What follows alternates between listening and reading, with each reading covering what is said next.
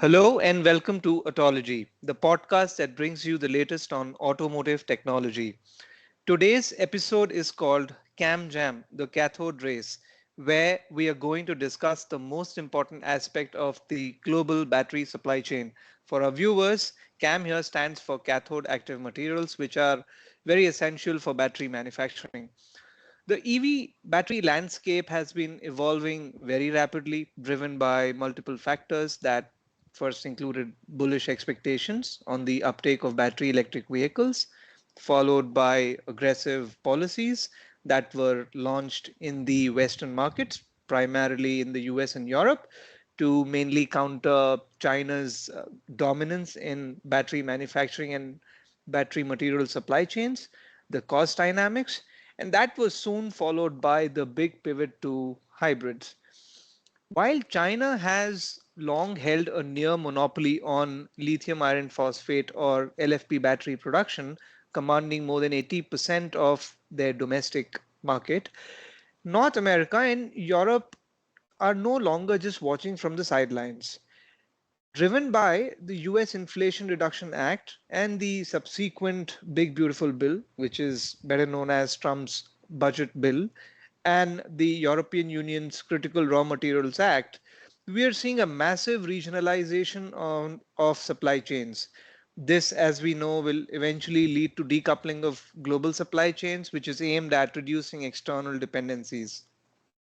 However, with LFP prices hitting record lows and NCM chemistries evolving towards ultra high nickel and cobalt free designs, the right path forward for OEMs is now more debated than ever. Joining us today are our world class battery experts, Ali Adim, who joins us from Milan, Italy, and Eileen Wu, who joins us from our Shanghai office. Ali and Eileen monitor the evolving battery industry, new technologies, as well as global battery supply chains at S&P Global Mobility. And my name is Amit Pandey, and I am your host for today's episode. Hi, Ali. Hey, Eileen. Thank you very much for joining today's episode of Autology. Hi, Amit. Thanks for having me. Hey Amit, thanks for having me in today's episode. You both are very welcome. So, Ali, let me come to you for our first question. And this is for our audience who are possibly tuning in for the first time. Can you briefly explain what exactly is cathode active material and why is it so critical to the battery supply chain? So maybe let's start from the basics. If we go back to our university lessons, the cathode is simply the positive electrode in the battery cell. So during the discharge, the lithium ions move from the anode, which is typically from graphite, and migrate towards cathode active material or CAM. So CAM is actually the single most expensive component in the battery cell. It accounts for roughly 45% of total cell cost in nickel-based chemistries like NCM 811 and around 25% in iron-based chemistries like LFP. And the reason is quite straightforward. CAM contains expensive materials such as lithium, nickel, and cobalt. To just give you a concrete example, lithium carbonate is currently trading at around $18,000 to $20,000 per ton, which translates to roughly $10 per kilowatt hour of battery. So for LFP batteries, for instance, that is already around 20% of the total cell cost. So if you scale this up to, say, 60 kilowatt hour battery pack of on an average EV, the customer is effectively paying around $600 just for the lithium at today's prices. Back in 2022, when the lithium prices peaked and they were 4 times more than the current prices, this number was around $2,400 per pack. So beyond cost, CAM also plays a fundamental role in defining the technical performance of the battery. Like parameters like energy density, power density, and cycle life all depend heavily on cathode chemistry.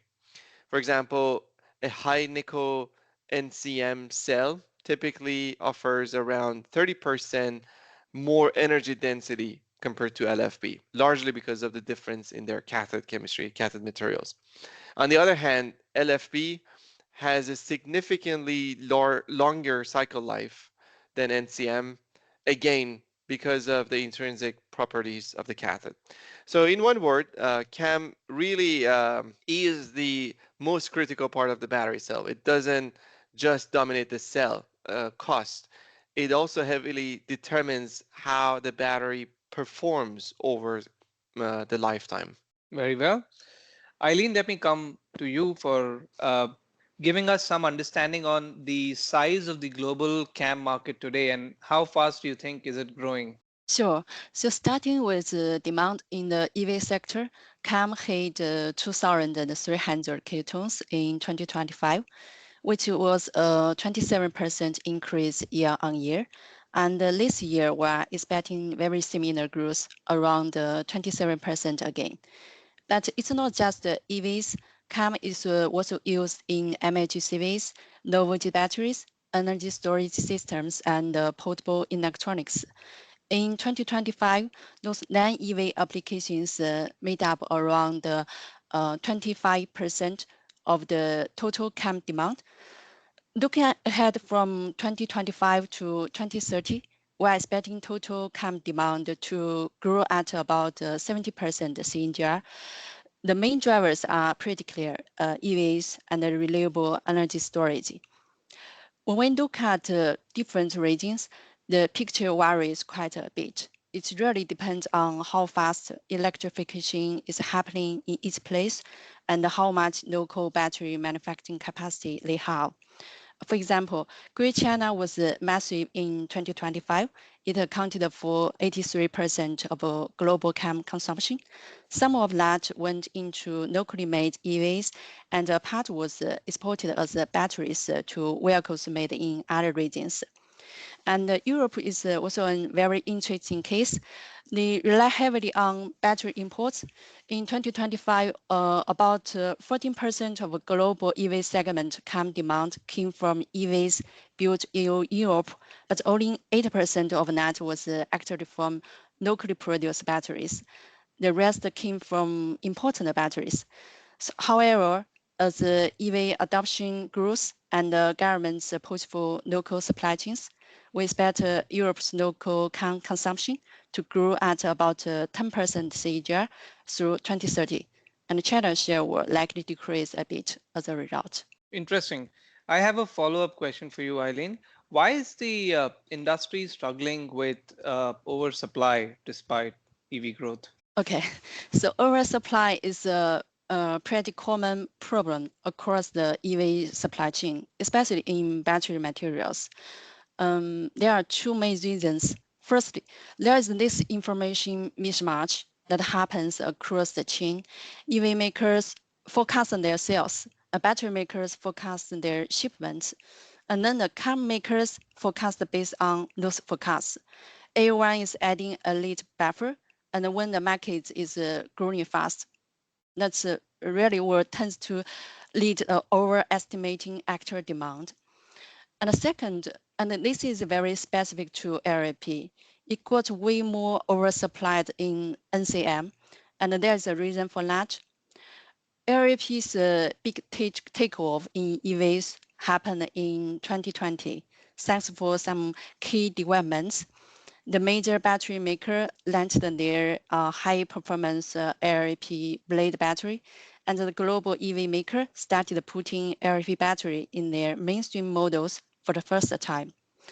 So that really kicked things off, and that attracted a flood of new players. What we are talking about is cement companies, titanium dioxide makers, all kinds of companies jumped in with huge plans, some of them 500 kilotons per year. That is way more than what the actual demand was at that time. So by 2023, LFP materials are already in serious oversupply. The last couple of years have been a bit of a shakeout. The top players have really solidified their position in high-end products. the high compaction density materials. But the mid to low tier products, that's where the oversupply is still really bad. It's pretty much a red ocean. Lots of smaller companies competing just on price. And that's actually diluted the market share of the big players overall. But now in recent 2 years, we would see that the situation is actually getting better. The Chinese government introduced a series of anti-involution policies since last year. Let me give you an example. Firstly, there is a new three sectors standard improvement action plan. And this thing mandates the new national standards for EVs, lithium-ion batteries, and solar. Basically, if you are a small LFP maker and you don't have the technical capability to meet those new requirements, you either upgrade or you are out. Second, there is the new anti-unfair competition law. This gives the government a legal base to stop those smaller players from doing unsustainable lowball pricing. And third, there is the mandatory company their registration implementation measures. This one is very pretty straightforward. It clears out the idle capacity.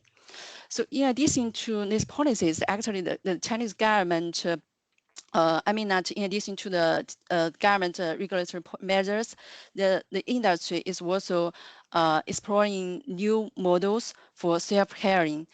In November 2025, the China Industry Association of Power Sources, together with leading enterprises, calculated an industry average cost line through professional research and proposed that companies use this benchmark for pricing and refrain from low price dumping. Whoa, that's a lot of information to process. As I understand, the demand for cathode materials is largely driven by the specific battery chemistries that are gaining popularity and for multiple reasons, whether it is the LFP or the NCM. Ali, can you please elaborate on which battery chemistries dominate the CAM market today? There's a very strong regional dependency when it comes to LFP adoption. For instance, in China, where LFP was originally developed, a very large share of EVs already adopt LFP cells. Over the past decade, Chinese players have made major improvements across the board in materials, in the cell design, in the pack and vehicle platform architecture. At the cell level, for instance, the energy density was significantly improved by increasing the tap density of LFP cathode. At the pack level, cell to pack or cell to body designs were introduced, eliminating the space between the modules and allowing more cells to fit in the same volume. And at the vehicle platform level, the Chinese OEMs basically started from scratch, built BEV native architectures that can accommodate a very large battery pack compared to traditional IC based platforms. The result is that despite the lower energy density of LFP compared to NCM, we see that the adoption of LFP in China has already exceeded 70%.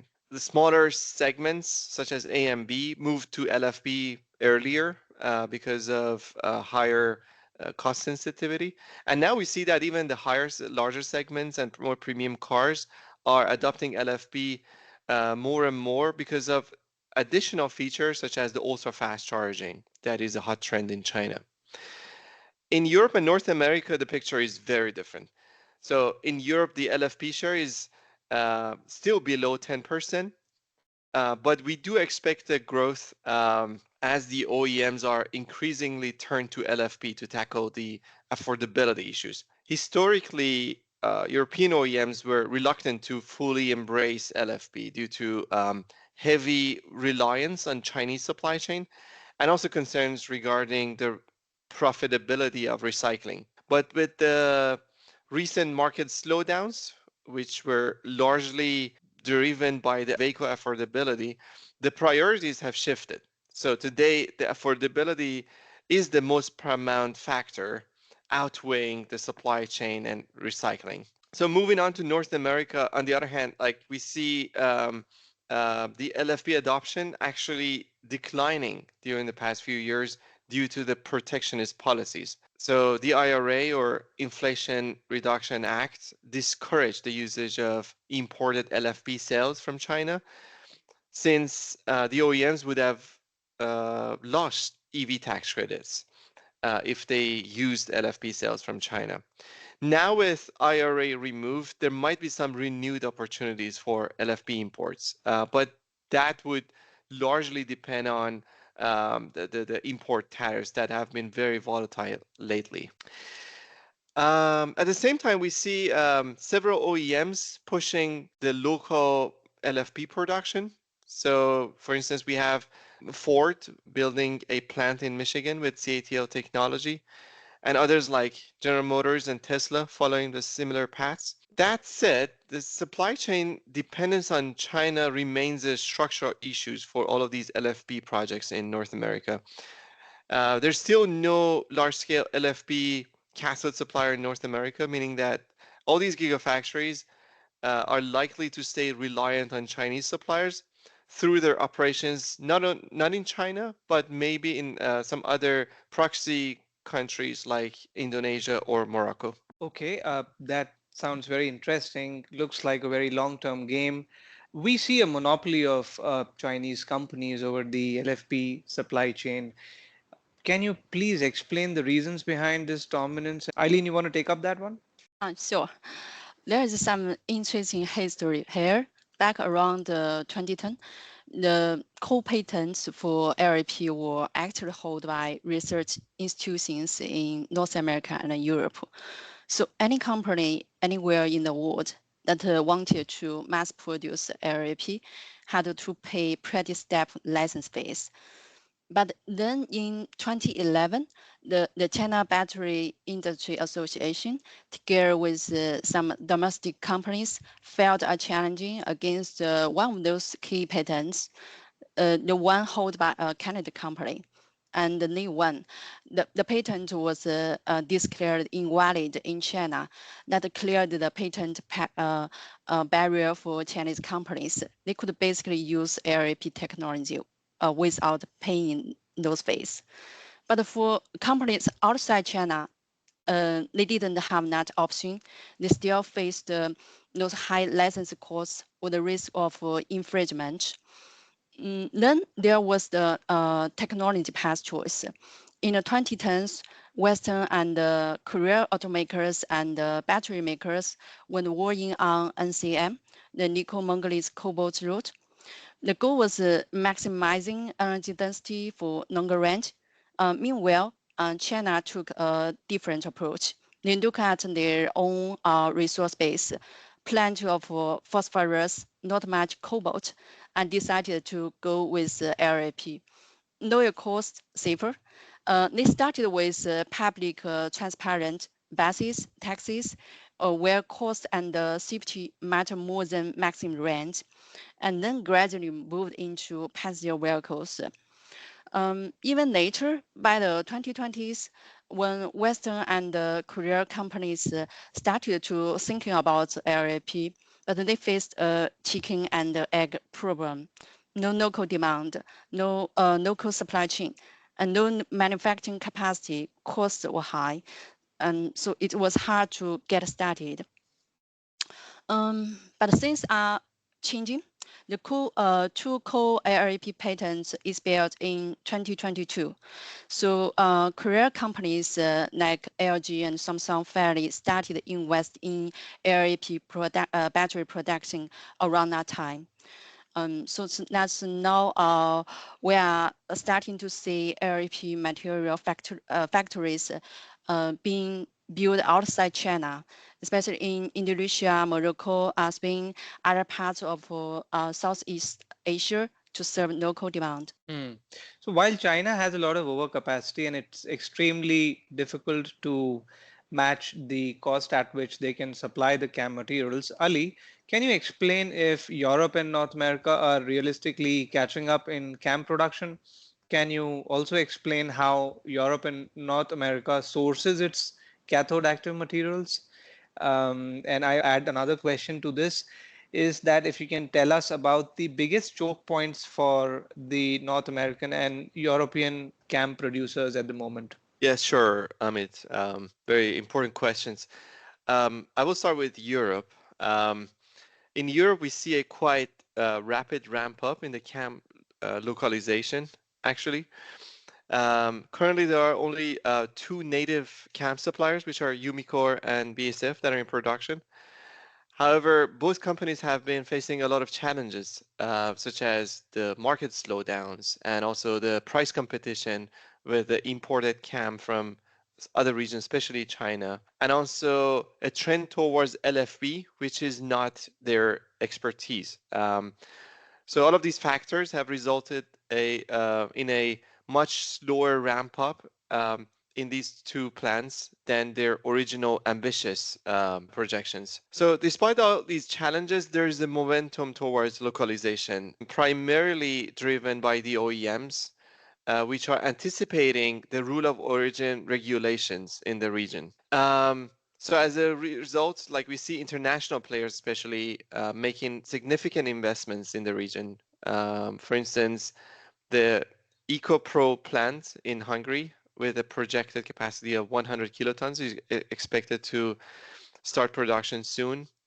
Similarly, several companies, particularly Chinese firms like Rombai and Huayo, are constructing new facilities across different European countries.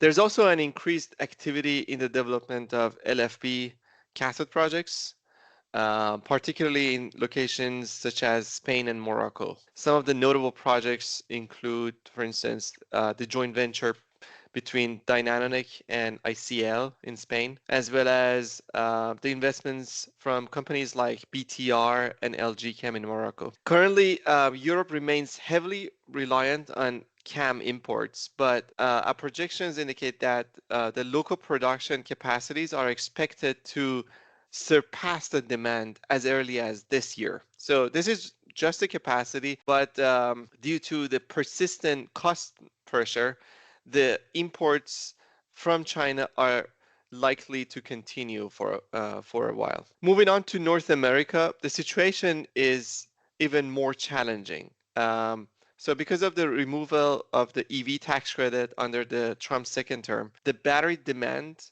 forecasts have been slashed severely. So this policy shift has had a very severe impact on the regional battery supply chain. We see several major projects, including those of EcoPro or Umicore or BASF in Canada, have been paused indefinitely. So among the existing projects that are still active is the LG Chem plant in Tennessee with staggering 120 kilotons of capacity. We have also native suppliers such as Tesla and Redwood Materials that are building facilities. So all of these suppliers focus primarily on NCM chemistries. Apart from a handful of startups such as ICL and NanoOne, North America currently doesn't have LFP production capability and is expected to rely heavily on Chinese companies. All right.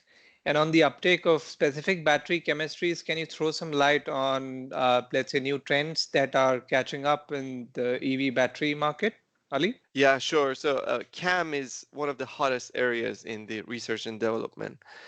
In the iron-based camp, where we have chemistries like LFP, we observe a strong trend towards higher tap density adoption of the cathode material, which improves the energy density. For instance, the generation 4 of LFP cathode offers a tap density of 2.6 gram per meter cube, which is about 5% larger than Gen 3 and much larger than the previous generations. So the cell manufacturers like CATL and cathode suppliers are now even showing their roadmap for the generation 5 and 6 with even better performances. On top of that, we see also a trend towards ultra fast charging LFP cells that offer staggering charging performance with the C rate more than even 10C and a charging time below 10 minutes. So that has made it very challenging for the other candidate within the iron-based camp, which is LMFP. So there was a buzz around 2-3 years ago around this new variant in which basically some part of the iron is replaced with manganese, and that would boost the energy density by about 10%. So the competition with advanced LFP and poor charging capability has impeded the success of this new variant. And we still don't see a pure LMFP production in mass scale in the market. So in the nickel-based group, on the other hand, we see a strong trend toward single crystal materials that have a lot of advantages, such as improvement in the cycle life and in the energy density, and also reducing the cost.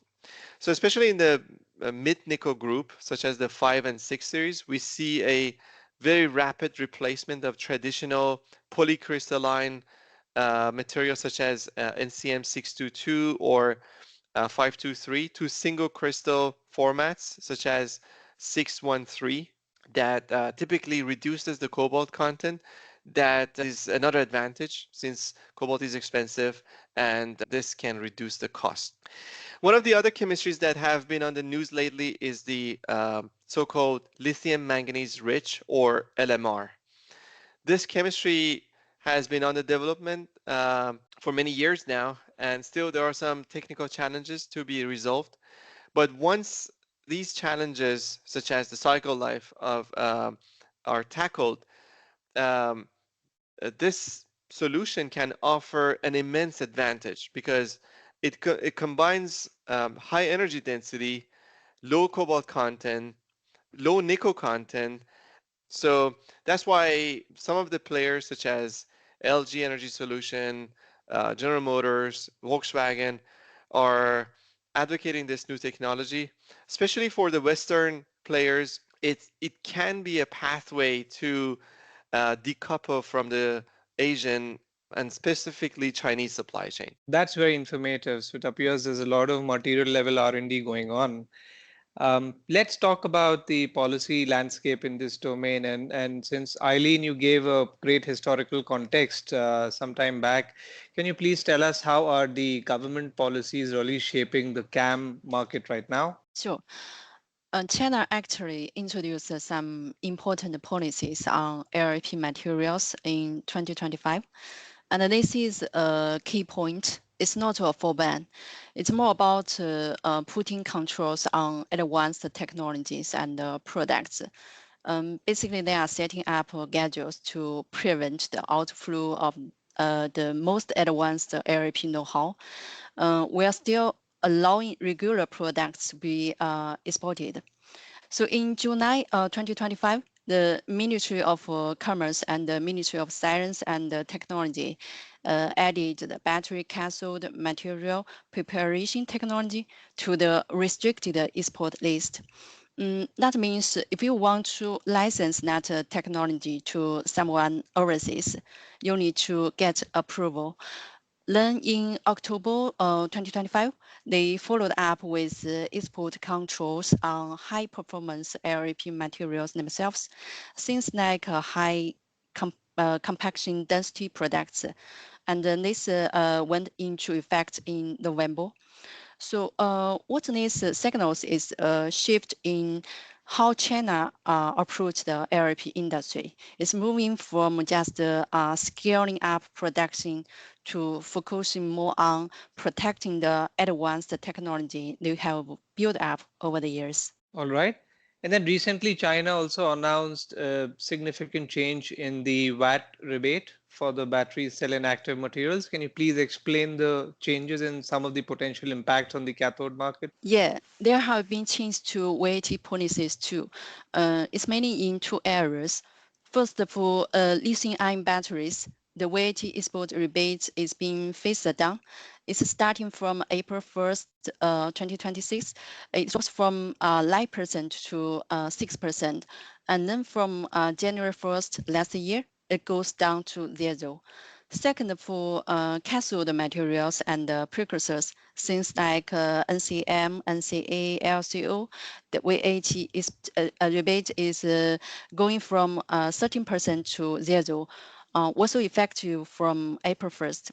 But there is no transition period there.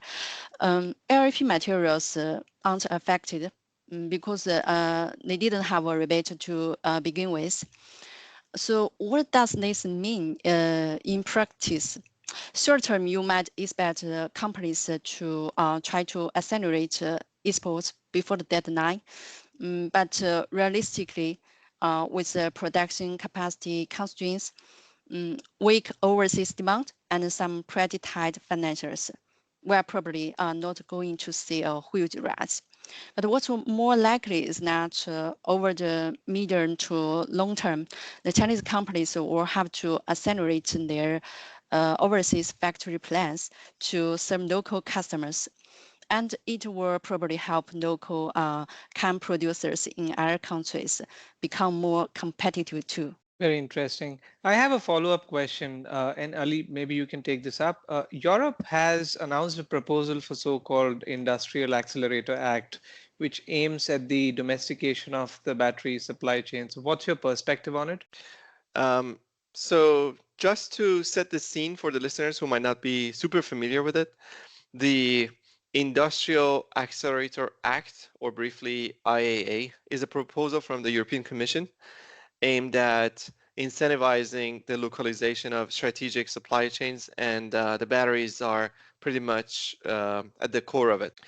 This is not a mandate, and that's an important point. So what the framework really does is to tie access to public incentives, things like public procurement, like government support schemes, or super bonus for small cars, to rule of origin. So in other words, if you want to benefit from public money, you have to meet certain localization criteria. So these criteria are expected to come in two phases. The first phase focuses primarily on the battery cell localization, and the second phase targets upstream and the component level localization, and specifically relevant to this discussion, the cathode active material should be sourced from Europe in the second phase. So in a way, this is a regulation doing what it's meant to do, nudging the industry in a certain direction. And frankly, it's something Europe is doing later than other regions. China moved very early with local content incentives and effectively built its battery industry that way. And US did something similar with the Inflation Reduction Act, even though parts of the framework are now canceled. So consequently, this is clearly a step in the right direction. That said, there are some potential unintended consequences that we need to be honest about. So the cell localization in Europe is actually quite achievable. So today, roughly half of the battery cells that are installed in European EVs are already produced locally. The real challenge is the upstream, where Europe still lacks meaningful capacity and localization of materials. So the bridging of the gap would require very fast investment and even faster permitting processes, which is not trivial in bureaucratic environment in Europe. On top of that, there's likely an inflationary effect. Producing components, every component, including CAM, in Europe is structurally more expensive than China. And forcing localization, even indirectly, will almost certainly push the prices up. The tricky part is that while the incentive side is meant to help the industry, the stick part comes later, and what end customer will feel is simply the higher prices. So as an EV buyer, especially on the lower income side, you will see the sticker price increase despite already relying on incentives. So that's something policymakers should really think about and try to mitigate. Still, despite all these challenges, the overall direction makes sense, and if handled carefully, this could genuinely help build and nurture a stronger and more resilient battery supply chain in Europe. These are some very interesting findings, and this also makes me very keen to ask you, what more are we doing in this space? If you can just give us some sense. Yeah, sure. So as the battery industry grows, we are clearly seeing a shift in the focus from downstream to the upstream. So from like the forecasts, for example, and intelligence from the vehicle sales or high voltage batteries to the raw materials and material processing. So that's why about 4 years ago, we published our battery raw material forecast with the idea of giving a full end-to-end view of the supply chain. So we provide the full picture of the supply chain from where the materials are mined to where the battery materials such as the cathode and anode are produced, and ultimately where these materials end up being installed in the batteries and subsequently the vehicles. More recently, we also released a dedicated report focusing on cathode active material with top trends about the market, about the demand, information about the suppliers, and more importantly, a data set with a list of CAM production facilities and their capacity and some other technical features. So the idea has been always to move beyond high-level narrative and really provide visibility into where capacity sits today and where it evolves over time. We are now also developing a dedicated battery raw material dashboard designed to support more advanced analytics across the core materials, including cathode, precursor, lithium, nickel, and cobalt. So this allows our subscribers to battery raw material forecast to run more sophisticated analytics, compare different regions, track the demand with high level of granularity, and stress test their supply chain. So for anyone who wants to go deeper in the battery raw materials and understand what's really happening upstream, this is a space that we are heavily investing in. And of course, if there's any question or if you're interested in seeing a demo, feel free to reach out to me or Eileen, and we will be more than happy to walk you through it. That's amazing, Ali, and I really look forward to seeing that dashboard soon. um, this was a very interesting conversation. There's a lot happening in the global EV technology space as we speak, and there's so much more to cover. But unfortunately, that's all the time that we have for today's episode. A big thank you to you, Ali and Eileen, for taking out time from your busy schedules. It was a pleasure to be part of this interesting conversation. Yeah, my pleasure to be part of this interesting conversation. Thank you. And thank you to all you listeners for tuning in as well. We'd love to hear your thoughts on today's episode at our email, that is autology@spglobal.com. And you can find out much more at autotechinsight.spglobal.com. Don't forget to hit the subscribe, follow, and like buttons to stay on track with the latest Autology podcast. And we look forward to you joining us again in the next episode. Bye for now.